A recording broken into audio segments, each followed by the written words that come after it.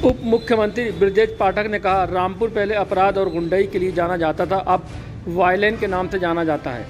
रामपुर पहुंचे उप मुख्यमंत्री ब्रजेश पाठक प्रत्याशी आकाश सक्सेना के लिए प्रभावी मतदाताओं के साथ मीटिंग में शिरकत की। इसके बाद ब्रजेश पाठक ने मीडिया से मुखातिब होते हुए भाजपा की जन कल्याणकारी योजनाओं का बखान किया और रामपुर को उद्योग नगरी के रूप में विकसित करने का प्लान बताया। उन्होंने कहा, रामपुर पहले गुंडई और अराजकता के लिए जाना जाता था, अब वायलेंस के लिए, संगीत के लिए पूरी दुनिया में जाना जाएगा। आइए सुनते हैं क्या कहा ब्रजेश पाठक ने।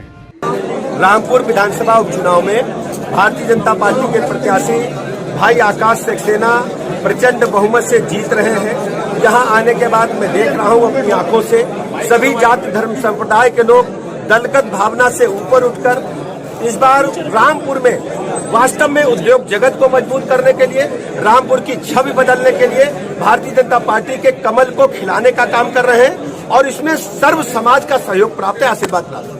आकाश सक्सेना जी बेहतर प्रत्याशी हैं, सर्वथा सर्व योग्य हैं और कमल चुनाव चिन्ह के आगे बटन दबाकर रामपुर की जनता इस बार बीजेपी को जिताने का मन बना चुकी है। सर, आजम खान ने निशाना साधा है कि गौकश जो है वो भाजपा के मंच पे दिखाई दे रहे हैं। आप ये मानकर चले कि हमारी सरकार में एक भी व्यक्ति में दावा करता हूं कानून तोड़ने वाला आपको दिखेगा तो हम ऐसी कार्रवाई करेंगे, उसकी पुश्ते याद करेंगे। अच्छा, जिन लोगों पे मुकदमा कायम हुआ है आजम खान में, आज वो समाज बीजेपी में जो ज्वाइन करें, क्या कहना चाहते हैं? देखिए, ये लोकतंत्र में सबकी इच्छा है कहाँ जाएं कहाँ आए, लेकिन हम इस बात को आपको भरोसा दिलाते हैं पूरे प्रदेश की जनता को, देश की जनता को, कि हम कानून के राज को मेंटेन करेंगे। किसी भी व्यक्ति को कानून हाथ में लेने की इजाजत नहीं। अच्छा, आजम खान का कहना है कि उनको हिंदुस्तान से निकाला जा सकता है। सर, अब उनके पेट में क्या क्या है आप पूछो, हम तो सबको जानते परिवार की। जो कांग्रेस के राष्ट्रीय अध्यक्ष मल्लिकार्जुन खड़गे जी, उन्होंने मोदी जी की तुलना रावण से की है।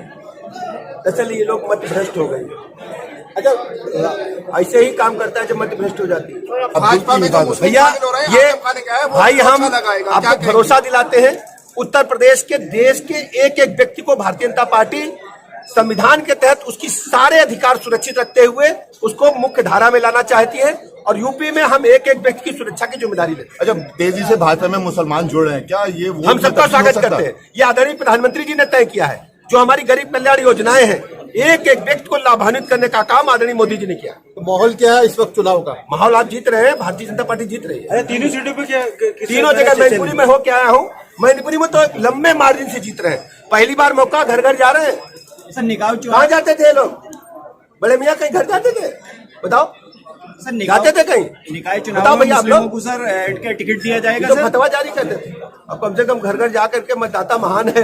निकाय चुनाव में मुस्लिमों को टिकट दिया जाएगा? सर भैया, जीतेंगे तो देंगे। लोकतंत्र में जीतना इंपॉर्टेंट है, जो जीतेगा उसे टिकट, जीतने की गारंटी दिखाओ। अच्छा, क्या भाजपा इस चुनाव में आजम खान की सियासत को खत्म करने की कोशिश कर रही है? भाई, हम किसी के खिलाफ काम नहीं करते। भारतीय जनता पार्टी शुचिता के साथ जन कल्याण कार्यक्रमों के जरिए आम जनता के लिए काम करती है। हम सियासत सत्ता के लिए नहीं करते, हम गरीब लोगों के जीवन स्तर में बदलाव लाने के लिए काम कर रहे हैं। तो रामपुर के लिए क्या करेंगे आप? रामपुर में बताया, रामपुर में जाना जाता था अपराध के लिए, रामपुर जाना जाता था गुंडई के लिए, रामपुर जाना जाता था अराजकता के लिए। अब रामपुर वायलिन की संगीत के लिए दुनिया में जाना जाएगा।